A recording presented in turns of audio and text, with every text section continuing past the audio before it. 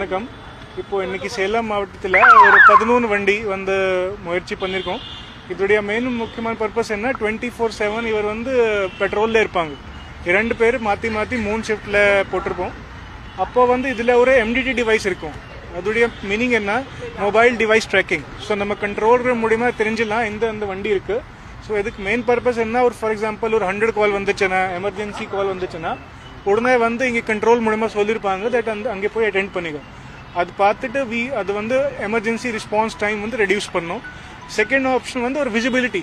For example down ஸ்டேஷனில் move பண்ணும்போது எல்லா பப்ளிக்கு தெரியும் தட் இந்த மாதிரி போலீஸ் மூவ் பண்ணிட்டு இருக்காங்க. ஸோ இது வரைக்கும் 13 வண்டி இந்த மாதிரி ரெடி பண்ணியிருக்கோம், எல்லாம் with siren lighting and MDT. அப்போது இனிமேல் வந்து இது இன்க்ரீஸ் ஆக போகிறோம். ஸோ நம்மளோட மெயின் பர்பஸ் வந்து வித்தின் 5 minutes வந்து போலீஸ் வந்து ஒரு 100 கால் வந்துச்சுன்னா அங்கே ரீச் ஆகும். நன்றி. எந்தெந்த ஊருக்கு இது வந்து இப்போ பார்த்தீங்கன்னா ஆத்தூர் சப் டிவிஷனில் பார்த்தீங்கன்னா Attur town and Thalaivasal cover பண்ணியிருக்கோம்.